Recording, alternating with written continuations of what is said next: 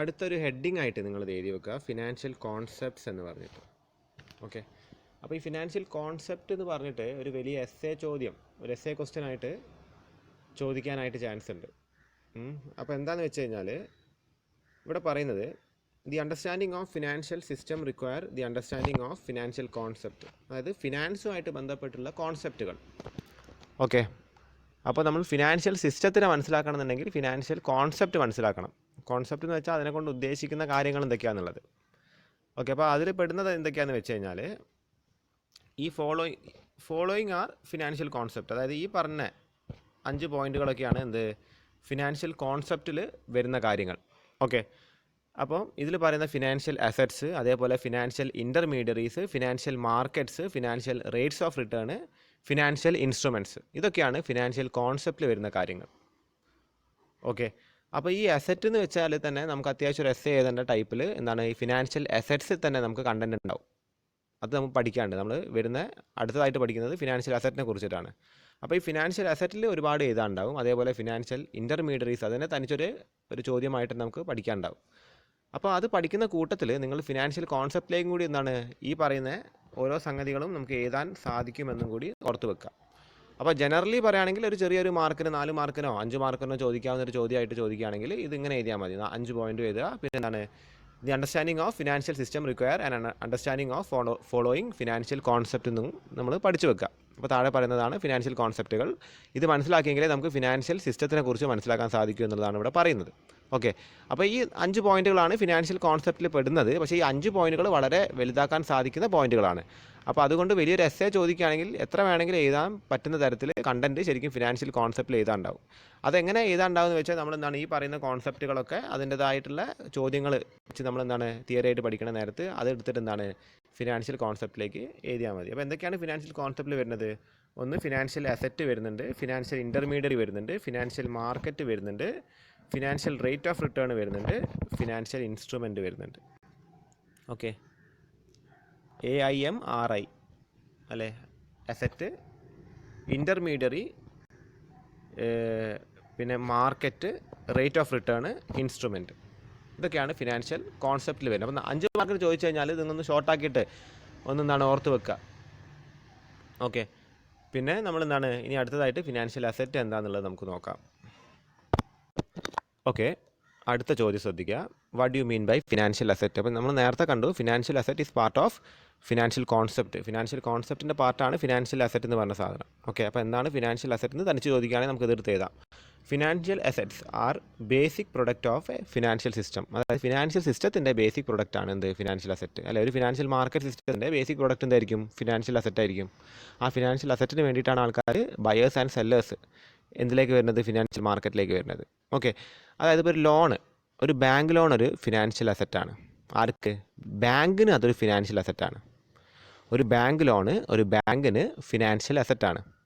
കാര്യം എന്താണെന്ന് വെച്ചാൽ ആ ലോണ് മുഖാന്തരം ബാങ്കിന് എന്ത് വരുന്നുണ്ട്? ഒരു പ്രോഫിറ്റ് വരുന്നുണ്ട്. ആ പ്രോഫിറ്റ് എന്താ നമ്മൾ അറിയപ്പെടുന്നത്? ഇൻട്രസ്റ്റ് ആണ് അല്ലേ. അതായത് കോപ്പറേറ്റീവ് ബാങ്ക് പോയിട്ട് നമ്മൾ ഒരു ലോൺ എടുത്തു കഴിഞ്ഞാൽ അവർ ഒരു 14% ഇൻട്രസ്റ്റ് വെച്ചിട്ട് നമുക്ക് നമ്മൾ തിരിച്ചടയ്ക്കുന്നതിൻ്റെ കൂട്ടത്തിൽ അതും കൂടി അവർ നമ്മളെ കയ്യിൽ നിന്ന് വാങ്ങിയെടുക്കുന്നുണ്ട്. അപ്പോൾ അത് അവർക്ക് അഡീഷണൽ ആയിട്ട് കിട്ടുന്ന എമൗണ്ടാണ് അല്ലേ. അപ്പോൾ അതുകൊണ്ട് എന്താണ് അത് അവരുടെ ഫിനാൻഷ്യൽ അസറ്റാണ് എന്ത് ഈ പറയുന്ന ബാങ്ക് ലോൺ. ഓക്കെ, അത് ഒരു ഫിനാൻഷ്യൽ അസറ്റാണ്. അതേപോലെ നമ്മൾ പറയുകയാണെങ്കിൽ ഒരു ബോണ്ട് നമ്മൾ വാങ്ങാൻ പോയി കഴിഞ്ഞാൽ അതെന്താണ്? അതൊരു ഫിനാൻഷ്യൽ അസറ്റാണ്. അത് വാങ്ങുന്ന ആൾക്കാണ് അത് ഫിനാൻഷ്യൽ അസറ്റായിട്ട് വരിക. ഓക്കെ, അപ്പോൾ ഒരു ഫിനാൻഷ്യൽ സിസ്റ്റത്തിൻ്റെ പ്രൊഡക്റ്റ് എന്നാണ്. അപ്പോൾ ആൾക്കാർ ഈ ഫിനാൻഷ്യൽ അസറ്റ് വാങ്ങാനാണ് ഫിനാൻഷ്യൽ സിസ്റ്റത്തിനെ ആശ്രയിക്കുന്നത് അല്ലേ. നമ്മളിപ്പോൾ ഒരു പച്ചക്കറി മാർക്കറ്റ് പോയിട്ട് നമ്മൾ എന്താ വാങ്ങുന്നത്? പച്ചക്കറിയാണ് വാങ്ങുന്നത്. അപ്പോൾ അവിടുത്തെ പ്രൊഡക്റ്റ് എന്താണ്? പച്ചക്കറിയാണ്. ഫിനാൻഷ്യൽ സിസ്റ്റത്തിലെ പ്രൊഡക്റ്റ് എന്താണ്? ഫിനാൻഷ്യൽ അസറ്റാണ്. Okay, these assets are used for production and consumption or further creation of asset. ഈ അസറ്റ് മെയിനായിട്ട് എന്തിനാണ് യൂസ് ചെയ്യുന്നത്? ഒന്നുകിൽ പ്രൊഡക്ഷന് അല്ലെങ്കിൽ കൺസംഷന്. ലോൺ ഒരു ഗാർഹിക ആവശ്യത്തിന് നമ്മൾ യൂസ് ചെയ്യുന്നത് എന്തിനാണ്? കൺസംഷന് വേണ്ടിയിട്ടാണ് അല്ലേ. ഒരു ബോണ്ട് നമ്മൾ വാങ്ങുന്നുണ്ട്, ഒരു കമ്പനിയുടെ ബോണ്ട് വാങ്ങുന്ന നേരത്ത് കമ്പനി നമ്മൾ നിക്ഷേപിച്ച തുക എടുത്തിട്ട് കമ്പനി പ്രൊഡക്ഷനിലേക്ക് ചിലവാക്കും അല്ലേ. അവിടെ കമ്പനിയാണ് കടക്കാരൻ. ഒരു ലോൺ എടുക്കുമ്പോൾ നമ്മൾ ഗാർഹിക ആവശ്യത്തിന് എടുക്കുമ്പോൾ സാധാരണക്കാരാണ് കടക്കാരൻ അല്ലേ. അപ്പോൾ ആ പൈസ കമ്പനിക്ക് ഒരു ബോണ്ടായിട്ട് സാധാരണക്കാരുടെ കയ്യിൽ നിന്ന് നിക്ഷേപമായിട്ട് കിട്ടുന്ന നേരത്ത് കമ്പനി അത് പ്രൊഡക്റ്റീവായ കാര്യങ്ങൾക്ക് യൂസ് ചെയ്യും. ഒരു സാധാരണക്കാരൻ പോയിട്ട് ഒരു ഫിനാൻഷ്യൽ അസറ്റ് സ്വന്തമാക്കുന്ന നേരത്ത് അല്ലെങ്കിൽ അയാൾക്കത് ലയബിലിറ്റിയാണ് വരിക, എന്നാലും അത് സ്വന്തമാക്കുന്ന നേരത്തെ അയാളത് കൺസംഷന് വേണ്ടിയിട്ട് യൂസ് ചെയ്യും. ഓക്കെ. അല്ലെങ്കിൽ ഫർദർ ക്രിയേഷൻ ഓഫ് അസറ്റ്, മറ്റ് അസറ്റ് വാങ്ങാനും നമുക്ക് യൂസ് ചെയ്യാം. അല്ലെങ്കിൽ നമ്മൾ ലോൺ എടുത്തുകൊണ്ട് നമുക്ക് വേണമെങ്കിൽ ഒരു വാഹനം, ഒരു വെഹിക്കിൾ വാങ്ങാം, അല്ലെങ്കിൽ മറ്റെന്തെങ്കിലും ഒരു ഒരു അസറ്റ് നമുക്ക് വാങ്ങാൻ സാധിക്കും. ലാൻഡ് വാങ്ങാൻ സാധിക്കും, ബിൽഡിംഗ് വാങ്ങാൻ സാധിക്കും. ഓക്കെ. അപ്പോൾ ഇതിന് നമുക്ക് ഫിനാൻഷ്യൽ അസറ്റ് യൂസ് ചെയ്യാം. The financial assets or near money are the claims of money and performs the same function of money.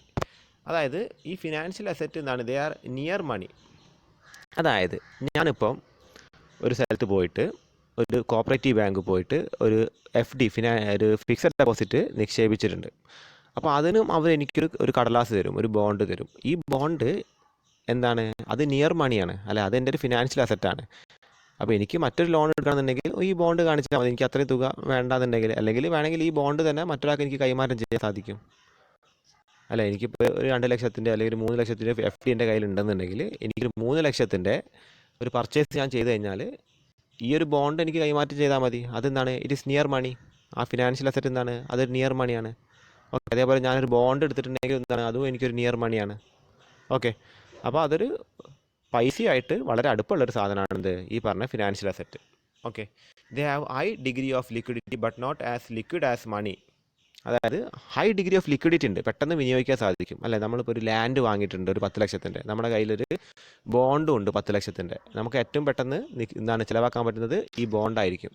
Land ഒരാൾ കണ്ട് വാങ്ങി പോകാനൊക്കെ ഒരുപാട് ടൈം എടുക്കും. രജിസ്ട്രേഷനും കാര്യങ്ങളൊക്കെ നടത്തിയിട്ട് വേണം നമ്മളത് വിറ്റിട്ട് അത് ക്യാഷ് ആക്കാനായിട്ട്. പക്ഷേ ഇത് പെട്ടെന്ന് നമുക്ക് ക്യാഷ് ആക്കാൻ സാധിക്കും. പക്ഷേ ക്യാഷിൻ്റെ അത്ര, അല്ലെങ്കിൽ മണീൻ്റെ അത്ര എന്തില്ല? ലിക്വിഡിറ്റി ഇല്ല. Okay. In other words, financial asset is A claim against the income or wealth of A business firm. Financial asset എന്താണ്? ക്ലെയിമാണ്. അതായത് ഒരു ബിസിനസ്സുകാരൻ ഒരു ബോണ്ട് ഇഷ്യൂ ചെയ്തിട്ടുണ്ട്, ഷെയർ ഇഷ്യൂ ചെയ്തിട്ടുണ്ട് വെക്കുക. അപ്പോൾ എന്താണ്? അയാൾക്ക് മുകളിലൊരു ക്ലെയിമാണത്. നമ്മളിപ്പോൾ റിലയൻസിൻ്റെ ഒരു ഷെയർ വാങ്ങിക്കഴിഞ്ഞാൽ റിലയൻസ് കമ്പനീൻ്റെ പുറത്ത് നമുക്കുള്ള ക്ലെയിമാണത്. അല്ല, റിലയൻസിൽ ഒരു പ്രോഫിറ്റ് കിട്ടിക്കഴിഞ്ഞാൽ നമുക്കൊരു ഡിവിഡൻഡ് തരാൻ റിലയൻസിന് ബാധ്യത ഉണ്ട്. റിലയൻസ് അടച്ചു പൂട്ടുന്ന നേരത്ത് നമ്മുടെ ബാധ്യത തീർക്കാനും റിലയൻസിന് ബാധ്യത ഉണ്ട്. അപ്പോൾ നമുക്ക് നിക്ഷേപകർക്ക് ആ കമ്പനിയുടെ പുറത്ത് എന്തുണ്ട്? ഒരു ക്ലെയിം ഉണ്ട്. അപ്പോൾ അതാണ് ഇവിടെ പറയുന്നത്. പിന്നെന്താണ്? Household or unit or government usually represented by certificate, receipt or other legal document. നമ്മൾ ലോൺ എടുത്തു കഴിഞ്ഞാൽ നമുക്ക് അവിടെ ലീഗൽ ഡോക്യുമെൻ്റ് ഉണ്ട്. അത് നമ്മുടെ ആധാർ അവിടെ കൊണ്ട് വെക്കും. അല്ലേ, ആ ലീഗൽ ഡോക്യുമെൻറ്റുകൾ, അതേപോലെ നമ്മുടെ പവർ ഓഫ് അറ്റോർണി നമുക്ക് ആർക്ക് കൊടുക്കും? നമ്മൾ ആ ബാങ്കിനാണ് കൊടുക്കുക. അതേപോലെ തന്നെ നമ്മൾ ഏതെങ്കിലും ഒരു സ്ഥാപനത്തിൻ്റെ ബോണ്ടോ ഡിബഞ്ചറോ ഒക്കെ വാങ്ങിക്കഴിഞ്ഞാൽ നമുക്കും അതേപോലെ എന്ത് കിട്ടുന്നുണ്ട്? ലീഗൽ ഡോക്യുമെൻ്റ് കിട്ടുന്നുണ്ട്. ഓക്കെ. അപ്പോൾ അത് നമുക്ക് വാലിഡ് ആണ്. അത് കോടതി കൊണ്ടുപോയാലൊക്കെ നമുക്ക് അനുകൂലമായിട്ടുള്ള വിധി കിട്ടണമെന്നുണ്ടെങ്കിൽ ഈ പറഞ്ഞ ഡോക്യുമെൻ്റ് നമ്മൾ സൂക്ഷിച്ചാൽ പറ്റുള്ളൂ. അപ്പോൾ ഇതാണ് ഇതിൻ്റെ ഫസ്റ്റ് പാരഗ്രാഫ് വരുന്നത്. ഇനിയും ഈ ഒരു ആൻസറിൻ്റെ ബാക്കി വരുന്നുണ്ട്. ഓക്കെ. ഇനി ആ ആൻസറിൻ്റെ കണ്ടിന്യൂഷൻ തന്നെയാണ്. Financial assets are cash and other assets that convert directly into known amounts of cash. അതായത് കൃത്യമായിട്ട് നമുക്ക് ക്യാഷായിട്ട് പെട്ടെന്ന് കൺവേർട്ട് ചെയ്യാൻ സാധിക്കുന്ന സാധനങ്ങളാണ് ഫിനാൻഷ്യൽ അസറ്റ്സ്. ഓക്കെ. പിന്നെ the 3 basic categories of financial assets are cash, marketable securities and receivables. 3 basic categories of financial asset എന്തൊക്കെയാണെന്ന് വെച്ച് കഴിഞ്ഞാൽ, ഒന്ന് ക്യാഷ് വരുന്നുണ്ട്, പിന്നെ മാർക്കറ്റബിൾ സെക്യൂരിറ്റീസ് വരുന്നുണ്ട്, അതേപോലെ റിസീവബിൾസ് വരുന്നുണ്ട്. ഈ റിസീവബിൾസ് ഒക്കെ നമ്മൾ എന്തിൽ പഠിക്കുന്നുണ്ട്? നമ്മുടെ അക്കൗണ്ടിങ്ങിൽ പഠിക്കുന്നുണ്ട്. അല്ലേ, എന്തൊക്കെ ഉണ്ട്? ബിൽസ് റിസീവബിൾ, ബിൽസ് പേയബിൾ എന്ന് പഠിക്കുന്നില്ലേ? ബിൽസ് പേയബിൾ, അതായത് കടം കൊടുക്കാണ്ടെങ്കിൽ നമ്മൾ എന്ത് ചെയ്യുക? ഒരു ബില്ല് എഴുതി കൊടുക്കുക. അത് കച്ചവടക്കാർ തമ്മിൽ ചെയ്യുന്നൊരു കാര്യമാണ്. ബില്ല് എഴുതി കൊടുക്കും. ഓക്കെ. ആ ബില്ല് ഒരു ചെക്ക് എഴുതി കൊടുക്കുന്ന പോലെയാണ്. ഒരു സമയം വരുമ്പോൾ ആ ബില്ല് നമ്മൾ തിരിച്ച് പേ ചെയ്യണം. അപ്പോൾ അതൊരു ഫിനാൻഷ്യൽ അസറ്റാണ് ആ ബില്ല്. ആ ബില്ല് ഒരു ഫിനാൻഷ്യൽ അസറ്റാണ്. അതേപോലെ തന്നെ പിന്നെന്താ പറഞ്ഞത്? Marketable securities. മാർക്കറ്റബിൾ സെക്യൂരിറ്റീസ് എന്ന് പറഞ്ഞാൽ ഷെയറിനെ കൊണ്ടൊക്കെയാണ് ഉദ്ദേശിക്കുന്നത്. ഈ ഷെയറൊക്കെ തന്നെ വളരെ മെച്യൂരിറ്റി പീരീഡ് കുറവുള്ള ഈ ഷെയറുകളൊക്കെ ഉണ്ട്, അല്ലെങ്കിൽ യൂണിറ്റ്സൊക്കെ ഉണ്ട്. അതൊക്കെ നമ്മൾ ഈ പറഞ്ഞ ഷെയർ മാർക്കറ്റിലും അതേപോലെ മ്യൂച്വൽ ഫണ്ടിലൊക്കെ നിക്ഷേപിക്കുന്ന ആൾക്കാർ കണ്ടിട്ടില്ലേ? അപ്പോൾ അതൊക്കെ നമ്മുടെ കൈവശം ഉണ്ടെങ്കിൽ അതൊക്കെ മാർക്കറ്റബിൾ സെക്യൂരിറ്റീസ് എന്ന് അറിയപ്പെടുന്നത്. മാർക്കറ്റ് ചെയ്യാൻ പറ്റുന്ന സെക്യൂരിറ്റീസ്. സെക്യൂരിറ്റീസ് മീൻസ് എന്താണ്? സെക്യൂരിറ്റീസ് നമ്മൾ ഫിനാൻസിൽ കണ്ടു കഴിഞ്ഞാൽ ആലോചിച്ചോളാം. സെക്യൂരിറ്റി മീൻസ് എന്താണ്? ഒന്നുകിൽ അത് ഷെയറാണ്, അല്ലെങ്കിൽ ഡിബഞ്ചറോ അല്ലെങ്കിൽ ബോണ്ടോ ആണ്. സെക്യൂരിറ്റി എന്ന് പറഞ്ഞ വാക്ക് നിങ്ങൾ ഫിനാൻസ് എന്ന് പറഞ്ഞ സബ്ജക്റ്റുകളിൽ, അത് ഫിനാൻഷ്യൽ മാനേജ്മെൻറ്റ് ആവട്ടെ, അതേപോലെ നമ്മളിപ്പോൾ പഠിച്ചുകൊണ്ടിരിക്കുന്ന ഫിനാൻഷ്യൽ മാർക്കറ്റ് ആൻഡ് സർവീസ് എന്ന് പറഞ്ഞ നമ്മുടെ പേപ്പർ ആവട്ടെ, അല്ലെങ്കിൽ ഫണ്ടമെൻ്റൽ ഓഫ് ഇൻവെസ്റ്റ്മെൻറ്റ് എന്ന് പറയുന്നത് നിങ്ങൾക്ക് അടുത്ത സെമസ്റ്ററിൽ പഠിക്കുന്നൊരു പേപ്പറുണ്ട്, അതും ആവട്ടെ, സെക്യൂരിറ്റി എന്ന് പറഞ്ഞ പേര് കേട്ട് കഴിഞ്ഞാൽ ആലോചിച്ചോളൂ. അത് ഷെയർ ആകാം, ഡിബഞ്ചർ ആകാം, ബോണ്ട് ആകാം. ഓക്കെ, മാർക്കറ്റബിൾ സെക്യൂരിറ്റീസ്, പെട്ടെന്ന് മാർക്കറ്റ് ചെയ്യാൻ പറ്റുന്ന സെക്യൂരിറ്റീസ്. ചില ഡിബഞ്ചറോ ബോണ്ടോ ഒന്നും പെട്ടെന്ന് മാർക്കറ്റ് ചെയ്യാൻ പറ്റില്ല, ഒരുപാട് ദൈർഘ്യത്തേക്കുള്ള, അതായത് ഒരു 5-6 വർഷത്തേക്കൊക്കെ മെച്യൂരിറ്റി പീരീഡ് വരുന്ന ബോണ്ടുകളൊക്കെ ഉണ്ട്. അപ്പോൾ അതൊന്നും നമുക്ക് പെട്ടെന്ന് മാർക്കറ്റ് ചെയ്യാൻ പറ്റില്ലല്ലോ. അപ്പോൾ വളരെ മെച്യൂരിറ്റി പീരീഡ് കുറവുള്ള, ഒരു മാസത്തെ ഒരു ദിവസത്തെയൊക്കെ മെച്യൂരിറ്റി പീരീഡുള്ള ബോണ്ടുകളും ഡിബഞ്ചറുകളും അതേപോലെ ഷെയറൊക്കെ ഉണ്ട്. അപ്പോൾ ഇക്വിറ്റി ഷെയർ എന്താണ് മെയിൻലി അത് എപ്പോഴും വേണമെങ്കിൽ മാർക്കറ്റ് ചെയ്യാൻ സാധിക്കുന്നതാണ്. ഓക്കെ, അപ്പോൾ അതിനാണ് മാർക്കറ്റബിൾ സെക്യൂരിറ്റീസ് എന്ന് പറയുന്നത്. പിന്നെന്താ പറയുന്നത്, ക്യാഷ് എങ്ങനെയാണ് ഫിനാൻഷ്യൽ അസറ്റ് ആവുക? ക്യാഷും ഫിനാൻഷ്യൽ അസറ്റാണ്. കാര്യം എന്താണെന്ന് വെച്ചാൽ ഇന്ത്യൻ രൂപയുടെ വില കൂടാൻ തുടങ്ങിക്കഴിഞ്ഞാൽ വിദേശികൾ വന്ന് ഇന്ത്യൻ രൂപ വാങ്ങാൻ തുടങ്ങും. മനസ്സിലായോ? അതായത് ഇപ്പോൾ നമ്മളെ രൂപേൻ്റെ മൂല്യം ഇടിഞ്ഞാണ് നിൽക്കുന്നത്, അപ്പോൾ അത് ആരും വാങ്ങുന്നില്ല. പക്ഷേ ഡോളർ കണ്ടിട്ടില്ല, ഡോളറിനൊക്കെ വ്യതിയാനം വരുമ്പോൾ ഇത് വാല്യൂ കൂടുന്ന നേരത്ത് നമ്മൾ മെല്ലെ വാങ്ങാൻ ശ്രമിക്കും. വാങ്ങിയിട്ട് നിൽക്കുന്ന നേരത്ത് പിന്നെ അടുത്ത ദിവസം വീണ്ടും കൂടിക്കഴിഞ്ഞാൽ നമ്മൾ ആ ഡോളർ വിറ്റിട്ട് നമുക്കൊരു ഇന്ത്യക്കാരന് ലാഭമാണ് അല്ലേ? അതായത് ഇപ്പോൾ ഇന്ന് ഡോളറിൻ്റെ വില ഇപ്പോൾ 70 രൂപയാണെന്ന് കൂട്ടുക. ഇന്ന് ഞാനൊരു ഡോളർ വാങ്ങി വെച്ച്, നാളെ ഈ ഡോളറിൻ്റെ വില 72 രൂപയായി കഴിഞ്ഞാൽ എനിക്കത് വിറ്റ് കഴിഞ്ഞാൽ എനിക്ക് 2 രൂപ ഇന്ത്യൻ രൂപ അധികം കിട്ടുകയാണ് അല്ലേ? ഒരു ദിവസം കൊണ്ട് 2 ഇന്ത്യൻ രൂപ അധികം കിട്ടിക്കഴിഞ്ഞാൽ എന്തായി? എനിക്കത് ലാഭമല്ലേ? അപ്പോൾ എന്താണ്, ക്യാഷും എന്തുണ്ട്, ക്യാഷിനും ഒരു ഇങ്ങനത്തെ ഒരു സെക്യൂരിറ്റീസ് എക്സ്ചേഞ്ച് അല്ലെങ്കിൽ സ്റ്റോക്ക് എക്സ്ചേഞ്ച് പോലെ അതും വാങ്ങി വിൽക്കുന്ന സംവിധാനമുണ്ട്, ഒരു മാർക്കറ്റ് ഉണ്ട്. അതും ഒരു തരത്തിൽ എന്താണ്, ഫിനാൻഷ്യൽ അസറ്റ് തന്നെയാണ്. ഓക്കെ, അപ്പോൾ നിങ്ങൾ ഈ പോയിന്റുകളൊക്കെ ഒന്ന് നിങ്ങൾ കൃത്യമായിട്ട് നോട്ടിൽ. അടുത്ത ചോദ്യം ശ്രദ്ധിക്കുക. What are different returns of financial assets, അല്ലെങ്കിൽ different kinds of returns from financial assets എന്ന് ചോദിക്കാം. Returns, what are different kinds of returns of financial assets. അപ്പോൾ ഏതൊക്കെ തരത്തിൽ റിട്ടേണുകളാണ് ഫിനാൻഷ്യൽ അസറ്റിന് കിട്ടുക എന്നുള്ളത്. റിട്ടേൺ മീൻസ് എന്താണ്, നമുക്ക് ഫിനാൻഷ്യൽ അസറ്റിൽ നിന്ന് കിട്ടാവുന്ന വരുമാനങ്ങൾ എന്തൊക്കെയാണെന്നുള്ളതാണ് ചോദിക്കുന്നത്. ഒരു ഫിനാൻഷ്യൽ അസറ്റ് കൈവശം വെച്ചിരിക്കുന്ന ഒരാളുടെ കയ്യിൽ ബാങ്ക് ഡെപ്പോസിറ്റ് ഉണ്ട്, അതൊരു ഫിനാൻഷ്യൽ അസറ്റാണ്. ഒരാളുടെ കയ്യിൽ ഷെയർ ഉണ്ട്, അത് ഫിനാൻഷ്യൽ അസറ്റാണ്. ഒരു ബാങ്ക് മറ്റൊരാൾക്ക് ലോൺ കൊടുത്തിട്ടുണ്ട്, അത് ആ ബാങ്കിനെ സംബന്ധിച്ച് ഫിനാൻഷ്യൽ അസറ്റാണ്. അപ്പോൾ ഈ ഒരു ഫിനാൻഷ്യൽ അസറ്റ് കൈവശം വെക്കുന്ന നേരത്ത് എന്തൊക്കെ റിട്ടേൺസ് ആണ് കിട്ടുന്നത്, എന്തൊക്കെ വരുമാനമാണ് ഈ ഫിനാൻഷ്യൽ അസറ്റ് കൈവശം വെക്കുന്ന ആൾക്ക് കിട്ടുന്നത് എന്നാണ് ചോദ്യം. ഓക്കെ, അപ്പോൾ അതിൽ ആദ്യത്തെ പോയിൻ്റായിട്ട് പറയുന്നത് payments of interest at discrete intervals as with savings deposits and bonds. Savings deposit ആവട്ടെ ബോണ്ടുകളാവട്ടെ, അപ്പോൾ ഇതിനൊക്കെ ഇൻട്രസ്റ്റ് ആണ് കിട്ടുക. നമ്മളൊരു ബാങ്കിൽ കൊണ്ടുപോയിട്ട് സേവിങ്സിൽ കുറച്ച് പൈസ ഇടുകയാണെങ്കിൽ, സേവിങ്സ് അക്കൗണ്ടിൽ കുറച്ച് പൈസ ഇടുകയാണെങ്കിൽ ഒരു ചെറിയൊരു എമൗണ്ട് ഇൻട്രസ്റ്റ് കിട്ടും. അപ്പോൾ ആ ഇൻട്രസ്റ്റ് ആണ് അവിടെ അതിൻ്റെ റിട്ടേൺ. അതേപോലെ ബോണ്ടിൽ നമ്മൾ കൊണ്ടുപോയി നിക്ഷേപിക്കുകയാണെങ്കിൽ നമുക്ക് അതിനും ഇൻട്രസ്റ്റ് കിട്ടും. പക്ഷേ സേവിങ്സ് അക്കൗണ്ടിനെക്കാട്ടി കുറച്ച് ജാസ്തി ഇൻട്രസ്റ്റ് അധികം ബോണ്ടുകളിൽ കിട്ടും. അപ്പോൾ എന്താണ്, അതും ഒരു ഡിസ്ക്രീറ്റ് ഇൻ്റർവെല്ലിന്, നിശ്ചിതമായിട്ടുള്ള ഒരു ഇൻ്റർവെല്ലിന് ഈ റിട്ടേൺസ് നമുക്ക്, അല്ലെങ്കിൽ ഇൻട്രസ്റ്റ് കൃത്യമായിട്ട് കിട്ടും. രണ്ടാമത്തെ പോയിന്റ് പറയുന്നത് A capital gain through the reselling of asset as with bonds and equities. ഇവിടെ എന്താ പറയുന്നതെന്ന് വെച്ചാൽ, ഞാനിപ്പോൾ ഇന്ന് 100 രൂപയുടെ ബോണ്ട് എടുത്തു. അപ്പോൾ ഒരു വർഷം എനിക്കത് വെക്കുന്ന നേരത്ത് എന്താണ്, ഈ 100 രൂപേൻ്റെ ചിലപ്പോൾ ഒരു 10% എന്ത് കിട്ടും, അതിൻ്റെ 10% ഇൻട്രസ്റ്റ് കിട്ടാൻ ചാൻസ് ഉണ്ട്. പക്ഷേ എനിക്ക് വേണമെന്നുണ്ടെങ്കിൽ ഈ ബോണ്ടിൻ്റെ ഫേസ് വാല്യൂ ആണല്ലോ ഈ 100 രൂപ എന്ന് പറയുന്നത്. ഈ ഫേസ് വാല്യൂ ഒരു വർഷം അല്ലെങ്കിൽ 2 ദിവസം കഴിയുന്ന നേരത്ത് 110 രൂപയാണ്. ഈ ബോണ്ടിന് ഇപ്പോൾ ഡിമാൻഡ് കൂടിയിട്ടുണ്ട്, അതിൻ്റെ വില 110 രൂപയാണെങ്കിൽ എനിക്ക് 2 ദിവസം കൊണ്ട് ഇത് വിറ്റിട്ട് അതിൻ്റെ ക്യാപിറ്റൽ ഗെയിൻ എടുക്കാൻ സാധിക്കും അല്ലേ? ഇതിൻ്റെ ക്യാപിറ്റൽ വാല്യൂ ആണ് എന്ത്, ഈ 100 രൂപ എന്ന് വെച്ചാൽ. അതാണ് സ്റ്റോക്ക് അല്ലെങ്കിൽ ഷെയർ മാർക്കറ്റിൽ അധികം അതാണ് നടക്കുന്നത് അല്ലേ? ഷെയറിൻ്റെ വില മാറുമ്പോഴാണ് നമുക്ക് അതിൽ നിന്ന് റിട്ടേൺ കിട്ടുന്നത് അല്ലെ? 1000 രൂപേൻ്റെ ഷെയർ 1500 ആവുന്ന നേരത്ത് നമ്മളത് വിറ്റിട്ട് അതിൻ്റെ റിട്ടേൺ ആണ് നമുക്ക്, ആ ഡിഫറൻസ് ആണ് നമ്മൾ റിട്ടേൺ ആയിട്ട് എടുക്കുന്നത്. അപ്പോൾ അതാണ് ഇവിടെ രണ്ടാമത്തെ പോയിന്റിൽ പറയുന്നത്. ഇനി മൂന്നാമത്തെ പോയിന്റിൽ എന്താ പറയുന്നത്, periodic dividend payments related to the profits of ആണ്. ഇവിടെ OT അല്ല, ഓഫ് ആണ്. Of a firm as with equities. അതായത് ഇക്വിറ്റി എന്താണ്, ഇവിടെ നിങ്ങൾ ഓഫാണ് എഴുതേണ്ടത്, ഓഫാണ്. ഓക്കെ, അപ്പോൾ ഇക്വിറ്റി അല്ലെങ്കിൽ ഇക്വിറ്റി ഷെയർ വാങ്ങിക്കഴിഞ്ഞാൽ നമുക്ക് എന്താണ്, നമ്മൾ ഒരു കമ്പനിയുടെ ഉടമയാണ്, കമ്പനിയുടെ ഷെയർ ഹോൾഡറാണ്. അപ്പോൾ നമ്മൾ ഒരു കമ്പനിക്ക് കിട്ടുന്ന പ്രോഫിറ്റിൻ്റെ ഷെയർ നമുക്ക് തരും അല്ലേ? പ്രോഫിറ്റിൻ്റെ ഷെയർ തരും, അതിൻ്റെ പേരാണ് ഡിവിഡൻഡ്. അപ്പോൾ നമുക്ക് ഒരു ഡെപ്പോസിറ്റ് നമ്മളൊരു സ്ഥലത്ത് ചെയ്ത് കഴിഞ്ഞാൽ ഒരു വർഷം കഴിയുമ്പോൾ നമുക്ക് കിട്ടുന്ന ഇൻട്രസ്റ്റ് പോലെ തന്നെ ഒരു കമ്പനിയുടെ ഷെയറിൽ നിക്ഷേപിച്ച് കഴിഞ്ഞാൽ ഇക്വിറ്റി ഷെയർ ആണെങ്കിൽ നമുക്ക് എന്ത് കിട്ടും, ഡിവിഡൻഡ് കിട്ടും. അതും അത് റിട്ടേൺ ആണ്. പിന്നെന്താ പറയുന്നത്, നാലാമത്തെ point, a discount received on face value of newly acquired assets such as treasury or commercial bill. അതായത് ട്രഷറി ബില്ല്, കമേഴ്ഷ്യൽ ബില്ല് എന്നൊക്കെ വെച്ചാൽ ബോണ്ടുകളാണ് ബേസിക്കലി. അപ്പോൾ ഇവിടെ എങ്ങനെയാണ് റിട്ടേൺ കിട്ടുക എന്ന് വെച്ച് കഴിഞ്ഞാൽ, ഇപ്പോൾ ഞാൻ നേരത്തെ പറഞ്ഞ പോലെ 100 രൂപയുടെ ഒരു ട്രഷറി ബില്ലാണ്, 100 രൂപയുടെ ട്രഷറി ബില്ലാണ്. അപ്പോൾ ഇവർ ഇത് കൊടുക്കുന്ന നേരത്ത് ഡിസ്കൗണ്ടിന് കൊടുക്കും. 10% ഡിസ്കൗണ്ടിന് ഈ 100 രൂപയുടെ ട്രഷറി ബില്ല് കൊടുക്കാമെന്ന് പറയുമ്പോൾ ഇതിനിപ്പോൾ എന്തായി വില? 90 രൂപ. ഓക്കെ. പിന്നെ നമുക്ക് ഇത് വിൽക്കണ നേരത്ത് ഇവരതിൻ്റെ യഥാർത്ഥ ഫേസ് വാല്യൂ തരുന്നും പറയും. അപ്പോൾ എന്താണ് ഇവിടെ റിട്ടേൺ എന്താ വരിക? നമുക്ക് ആ കിട്ടിയ ഡിസ്കൗണ്ട് ഇവിടെ റിട്ടേൺ അല്ലേ? നമ്മൾ 90 രൂപക്ക് വാങ്ങിയ സാധനം 100 രൂപക്ക് മറിച്ച് വിൽക്കാൻ സാധിക്കുകയാണെങ്കിൽ നമുക്ക് എന്താണ് ആ 10 രൂപ എന്താണ് റിട്ടേൺ ആണ് അല്ലേ? അത് നമുക്ക് കിട്ടുന്ന വരുമാനമാണ്. അപ്പോൾ ഇതും ഒരു റിട്ടേൺ ആണ്. ഓക്കെ. അപ്പോൾ ഇതൊക്കെയാണ് different kinds of returns of എന്ത്. ഇനി അടുത്തത് വളരെ ഇമ്പോർട്ടൻ്റ് ആയിട്ടുള്ളൊരു ചോദ്യമാണ് different classification. What are different classification of financial asset? വളരെ ഇമ്പോർട്ടൻ്റ് ആയൊരു ചോദ്യമാണ്. ഫിനാൻഷ്യൽ അസറ്റ്സിൻ്റെ ഡിഫറെൻറ്റ് ക്ലാസിഫിക്കേഷൻസ് എന്തൊക്കെയാണെന്നുള്ളതാണ്. ഓക്കെ. ഇപ്പോൾ ഫിനാൻഷ്യൽ അസറ്റ് എന്താണെന്നുള്ളൊരു ബോധ്യം നിങ്ങൾക്ക് ഉണ്ടായിട്ടുണ്ടാവും. ഓക്കെ.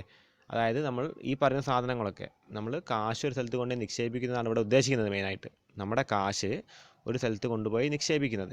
പക്ഷേ അതൊരു റിയൽ അസറ്റ് അല്ലാതിരിക്കുക. നമ്മളിപ്പോൾ അല്ലാണ്ട് ഒരു സ്ഥലം വാങ്ങി അവിടെ എന്താണ് നമുക്കൊരു റിയൽ ആയിട്ടൊരു സാധനം കാണിച്ചു കൊടുക്കാനുണ്ട്. ഒരു വാഹനം വാങ്ങി, അതും ഒരു റിയൽ ആയിട്ടുള്ളൊരു അസറ്റാണ്. ഗോൾഡ് വാങ്ങി, അതും റിയൽ ആയിട്ടുള്ളൊരു അസറ്റാണ്. പക്ഷേ നമ്മളല്ലാത്ത ഈ പേപ്പറായിട്ട് കിട്ടുന്ന സാധനങ്ങൾ, ഒരു ഡോക്യുമെൻ്റ് ആയിട്ട് കിട്ടുന്ന സാധനങ്ങൾ, അതേപോലെ ഒരു എഗ്രിമെൻ്റ് ആയിട്ട് കിട്ടുന്ന സാധനമാണ് ഈ ഫിനാൻഷ്യൽ അസറ്റായിട്ട് മാറുക. പക്ഷേ അതിന് കാശിൻ്റെ മൂല്യമുണ്ട് താനും. പക്ഷേ മൊത്തമായിട്ട് നമുക്ക് കാശിൻ്റെ അത്ര ലിക്വിഡിറ്റി അതിന് കിട്ടില്ലെങ്കിലും നല്ല ലിക്വിഡിറ്റി ഉള്ള അസറ്റുകളാണ് ഈ സാധനങ്ങൾ അല്ലേ? നമ്മളിപ്പോൾ ഒരു കാറ് വാങ്ങിക്കഴിഞ്ഞാൽ പെട്ടെന്ന് ലിക്വിഡ് അല്ല അത്. നമുക്ക് ഒരു ആൾക്ക് വിൽക്കണമെന്നുണ്ടെങ്കിൽ നമുക്ക് പറയുന്ന വിലയ്ക്ക് ഒരാൾ വരണം നമ്മുടെ അടുത്തേക്ക്. പക്ഷേ ഈ ഫിനാൻഷ്യൽ അസറ്റ് നമ്മൾ പറയുന്ന അല്ലെങ്കിൽ നമ്മൾ ആ വാങ്ങിയിരിക്കുന്ന അതേ വില തന്നെ നമുക്ക് കിട്ടും. ഓക്കെ. അപ്പോൾ എന്താണ് ഫിനാൻഷ്യൽ അസറ്റ് എന്നുള്ളത് ഇനി കൂടുതലായിട്ട് പറയേണ്ട കാര്യം വരുന്നില്ല. ഇതിൻ്റെ ക്ലാസിഫിക്കേഷൻ നോക്കാം, ഏതൊക്കെ തരത്തിലാണ് ഇതിനെ ക്ലാസിഫൈ ചെയ്യുന്നത് എന്നുള്ളത്. അപ്പോൾ ഇവിടെ ശ്രദ്ധിക്കുക, financial assets can be classified in different ways. നമുക്ക് ഒരുപാട് രീതിയിൽ ഇതിനെ ക്ലാസിഫൈ ചെയ്യാം. അപ്പോൾ അതിന് ആദ്യത്തെ രീതിയാണ് 2 രീതിയിൽ ചെയ്യാന്നുള്ളതാണ്. അതേപോലെ വേറെയും വരുന്നുണ്ട്. അപ്പോൾ ഫസ്റ്റ് എന്താ പറയുന്നത്? 1 type of classification consist of, ആദ്യമായിട്ട് എന്താ പറയുന്നത്? Primary or direct asset, secondary or indirect asset. Primary or direct asset അല്ലെങ്കിൽ സെക്കൻഡറി ഓർ ഇൻഡയറക്റ്റ് അസറ്റ്. അപ്പോൾ എന്താണ് ഈ പ്രൈമറി ഓർ ഡയറക്റ്റ് അസറ്റ് എന്നും സെക്കൻഡറി ഓർ ഇൻഡയറക്റ്റ് അസറ്റ് എന്നും നമുക്ക് നോക്കാം. അപ്പോൾ നമുക്ക് ആദ്യത്തെ ക്ലാസിഫിക്കേഷൻ നോക്കാം. പ്രൈമറി അസറ്റ് എന്താണെന്നുള്ളത് നോക്കാം. ഓക്കെ. അപ്പോൾ എന്താ പ്രൈമറി അസറ്റ് എന്ന് പറയുന്നത്? These are financial claim against real sector units created by themselves for raising funds to finance their division spending. അതായത് ഒരു ബിസിനസ്സുകാരൻ ഒരു റിയൽ സെക്ടർ യൂണിറ്റ് എന്നിവിടെ ഉദ്ദേശിക്കുന്നുണ്ട് അല്ലേ? ഒരു പേര് ഇവിടെ പറയുന്നുണ്ട്, റിയൽ സെക്ടർ യൂണിറ്റ്. എന്താണത്? ഒരു യഥാർത്ഥ ഒരു ബിസിനസ്സുകാരൻ, ഇപ്പോൾ ഒരു അംബാനി അല്ലെങ്കിൽ ഒരു അദാനി അല്ലെങ്കിൽ ഒരു ടാറ്റ, ഇവരൊക്കെ റിയൽ സെക്ടറായിട്ട് ബിസിനസ് ചെയ്യുന്ന ആൾക്കാരാണ്.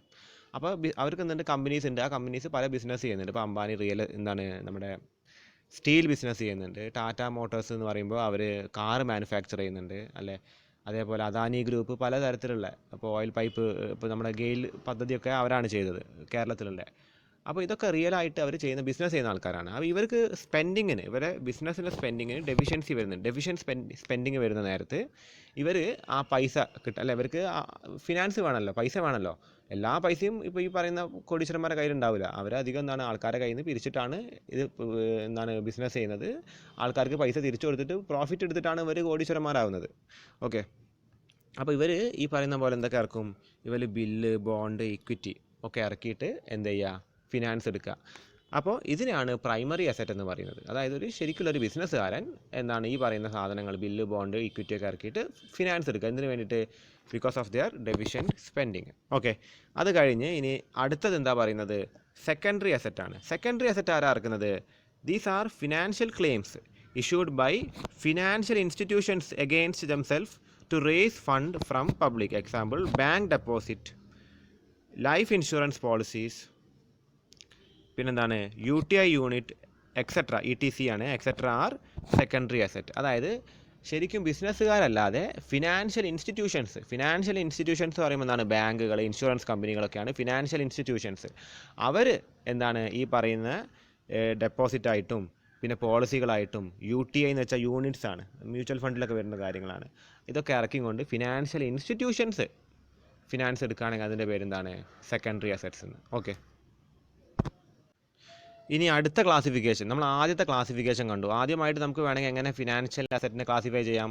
പ്രൈമറി ആയിട്ടും ക്ലാസിഫൈ ചെയ്യാം, സെക്കൻഡറി ആയിട്ടും ക്ലാസിഫൈ ചെയ്യാം. ഇത് കൂടാതെ വേണമെങ്കിൽ നമുക്ക് മാർക്കറ്റബിൾ അസറ്റായിട്ടും നോൺ മാർക്കറ്റബിൾ അസറ്റായിട്ടും നമുക്ക് വേണമെങ്കിൽ ക്ലാസിഫൈ ചെയ്യാം. മാർക്കറ്റബിൾ അസറ്റായിട്ടും നോൺ മാർക്കറ്റബിൾ അസറ്റായിട്ടും. അപ്പോൾ മാർക്കറ്റബിൾ അസറ്റ് എന്ന് വെച്ചാൽ എന്താണ്? These are financial assets which can be transferred from person to person without much difficulty. It consist of shares, government securities, bonds, mutual fund units, UTI units, bearer debentures etcetera. അതായത് ഒരു വ്യക്തിയിൽ നിന്ന് മറ്റൊരു വ്യക്തിയിലേക്ക് കൈമാറ്റം ചെയ്യാൻ വളരെ എളുപ്പമാണെന്ത്? Marketable asset.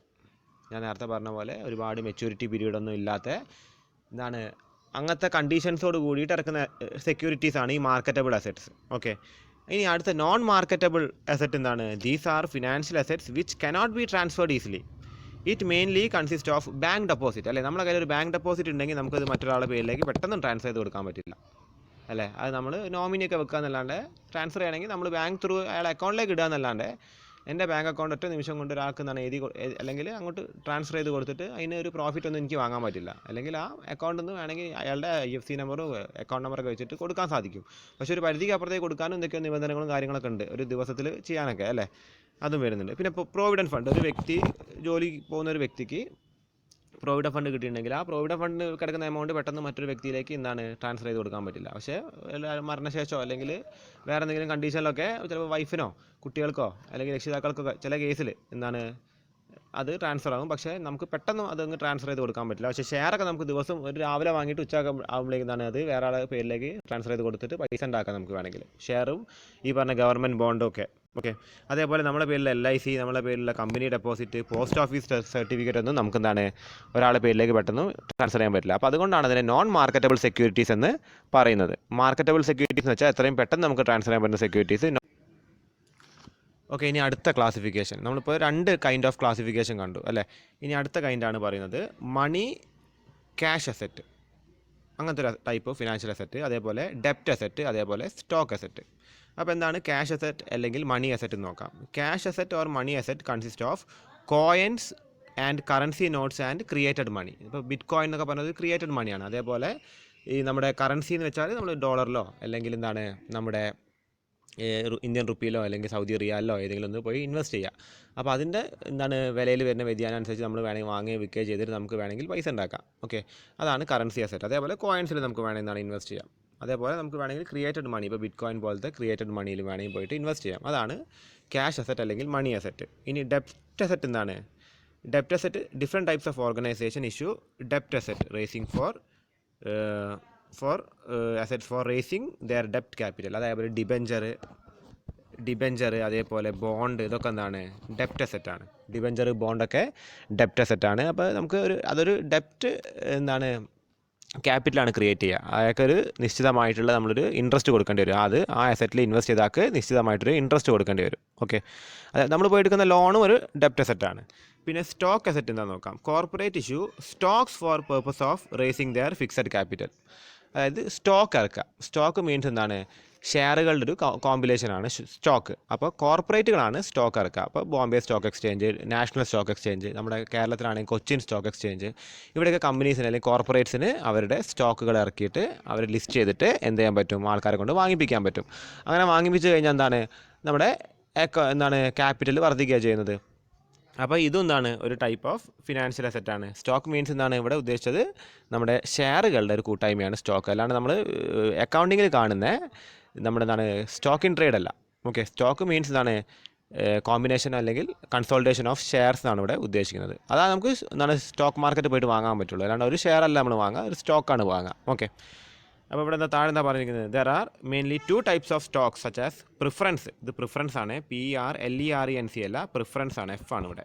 Preference and equity stock. നമുക്കറിയാലോ എന്താ പ്രിഫറൻസ് ഷെയർ, എന്താണ് ഇക്വിറ്റി ഷെയർ. അതേപോലെ തന്നെയാണ് ഇവിടെ സ്റ്റോക്കിനെയാണ് പ്രിഫറൻസും ഇക്വിറ്റി സ്റ്റോക്കായിട്ടും പറഞ്ഞിരിക്കുന്നത്. സംഗതി സെയിം തന്നെ, പ്രിഫറൻസ് ഷെയറും ഇക്വിറ്റി ഷെയറും തന്നെ. ഓക്കെ, അപ്പോൾ ഇത്രയും ക്ലാസിഫിക്കേഷനാണ് എന്തിലുള്ളത്?